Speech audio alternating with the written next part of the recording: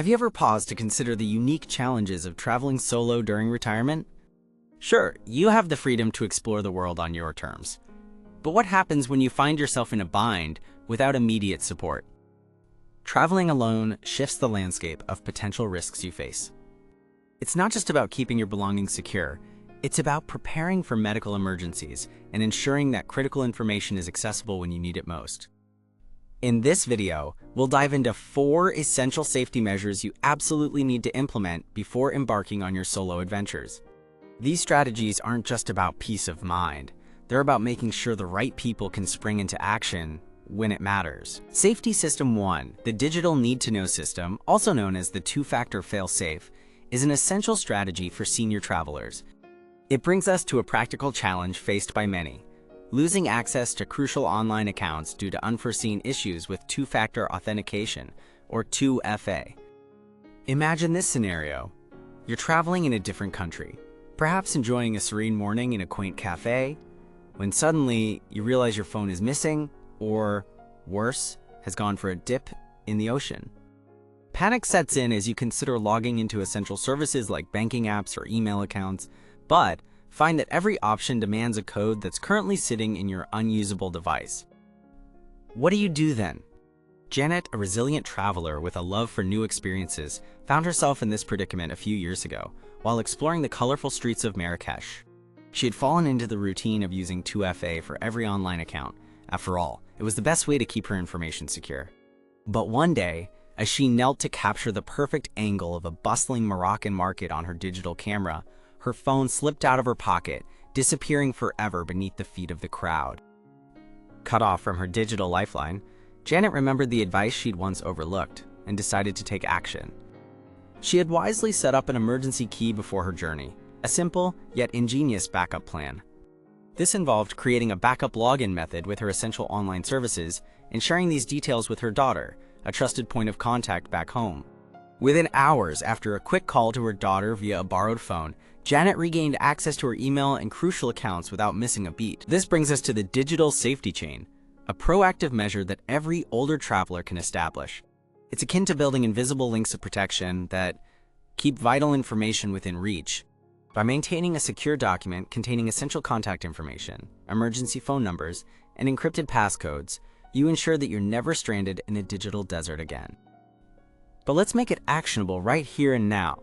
For instance, major email platforms often provide a recovery code or backup codes feature. These are like master keys to your digital kingdom, and setting them up is relatively straightforward. Simply navigate to your email account security settings and look for the option to generate backup codes. Print these out or store them securely, perhaps in that trusted document we were discussing. If you ever find yourself in Janet's shoes, these codes could be your proverbial compass, pointing you back to safety.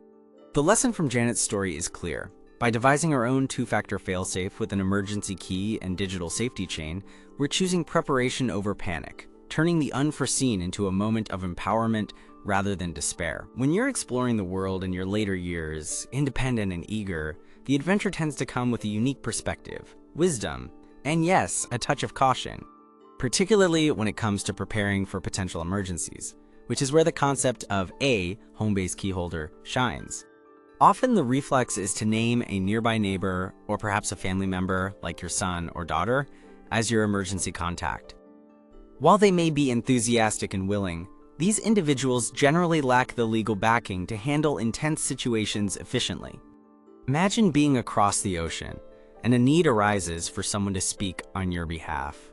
Without the right legal empowerment, they're as stuck as you are. Let me share a real story to put this into perspective. A few years ago, John, an adventurous soul in his late 60s, decided to soak up the sun and culture in Portugal. Things were going splendidly until one evening he had a fall that landed him in a local hospital. Although John had listed his neighbor Frank as his emergency contact, the hospital's protocol was airtight. They needed someone with legal authority to make decisions and handle urgent communications with the insurance provider.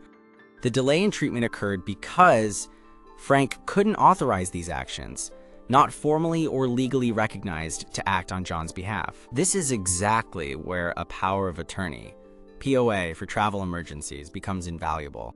By formalizing your home-based keyholder, you ensure that someone back home can legally access your accounts, interact with airlines, credit card companies, and insurance firms if you hit a snag.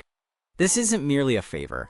It's about having a legal advocate who can step into action without hindrance. How does one go about establishing this safety net? It starts with a notarized, temporary power of attorney, tailor-made for travel emergencies. This document essentially provides your chosen keyholder with temporary but comprehensive legal authority. It's advisable to choose someone reliable. It could be a mature friend or a trusted professional who understands the gravity and responsibility of their role. Beyond the legal paperwork, your keyholder will need access to a few practical resources. This includes a house key for any home-related needs that might crop up, and an emergency fund to handle sudden expenses like medical copays or interim accommodations. This fund should be readily accessible, either through a shared bank account or pre-arranged access to your funds. This framework isn't just about paperwork and permissions, it's about peace of mind. It ensures that from the moment you step off the plane, you know you have a robust system backing you up, one that isn't just reactive, but proactive. Moreover, reaching out to your bank or brokerage will be an essential step to check their requirements for third-party authorization in international scenarios. Having these documents in place ensures smooth access to your accounts from anywhere in the world. This ensures that your emergency contact can swing into action without unnecessary hurdles. Creating a pre-authorized keyholder doesn't just manage the risks, it turns them into a structured plan, a blueprint for seamless intervention.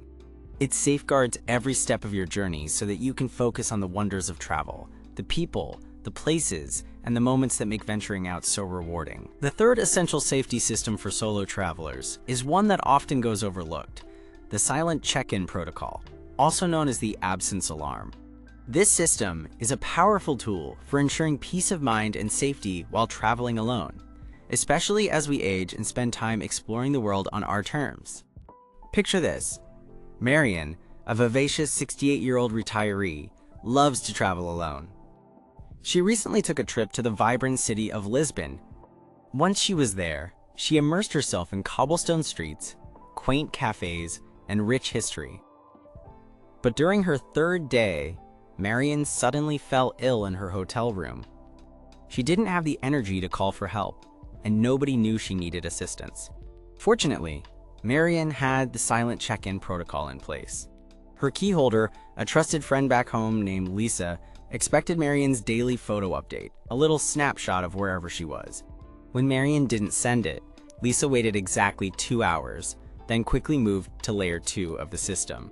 Layer 1 of this protocol is straightforward and non-intrusive: a daily check-in with a keyholder using a pre-scheduled text or photo. It's not about surveillance, but rather maintaining a safety net. If this is missed, your keyholder waits a prescribed amount of time, usually 1 to 2 hours, before taking further action, which brings us to the next step. Layer 2 comes into play if the initial check-in is missed. At this point, the keyholder attempts to contact you directly, followed by reaching out to your hotel or accommodation. This was exactly what Lisa did. Finding it uncharacteristic of Marian to not respond, she promptly called her hotel. When responses still weren't coming and Marian's condition remained unknown, Lisa utilized a trusted travel app. This app, previously set up, helped track Marian's last known location. The app showed she was still in her hotel room, indicating potential urgency. Layer 3 is where the intervention of the hotel or host becomes critical. If the situation isn't resolved, they are granted the right to enter the room, having been pre-authorized to do so in such scenarios. This layer ensures that someone physically checks the traveler's location when all else fails. In Marian's case, the hotel staff entered her room and found her in need of immediate medical attention, allowing her to receive the care she required. Beyond these layers, it is prudent to take advantage of your phone's capabilities, using features to share your location indefinitely with your keyholder and setting clear timelines for escalation. These technological steps add another layer of protection in case something unexpected happens, and an immediate response is crucial. Employing a trip-specific, layered check-in system like this might seem excessive, but Marian's experience emphasizes its importance. It's about creating a seamless network of accountability without intruding on the joy and freedom of solo travel. This protocol not only enhances personal safety, but also provides a comforting connection to those who care about you as you explore the world, making it an indispensable tool for any retired solo traveler. Let's talk about something incredibly important, yet often overlooked: your health safety while traveling alone. As we dive into this fourth crucial safety system, we're focusing on the Discreet Health ID, which serves as the ultimate first responder tool in times of medical emergencies.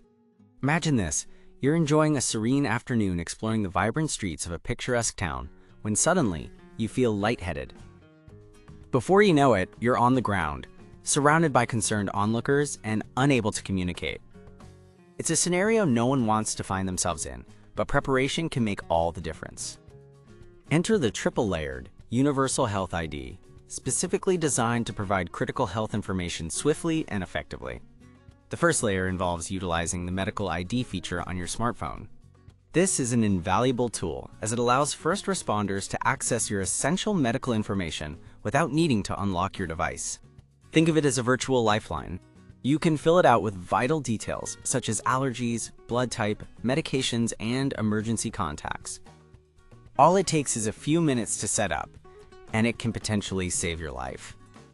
But technology isn't always foolproof. Batteries die, phones get misplaced. So moving on to the second layer of our safety system, wearing a medical ID bracelet or necklace. This piece of identification can quickly alert medical professionals to any critical health conditions or allergies that may influence your treatment. It's a simple yet effective measure, helping ensure nothing gets lost in translation when every second counts. Now, let's incorporate the final layer, a wallet card. This card should contain your essential health details and, importantly, should be translated into the local language if you're traveling internationally. This ensures that no matter where you find yourself, local healthcare providers can easily understand your needs and history. One traveler I know was on a solo trip in Italy and unexpectedly needed medical assistance. Because she had a health card translated into Italian with her, the doctors were able to provide her with immediate and appropriate care.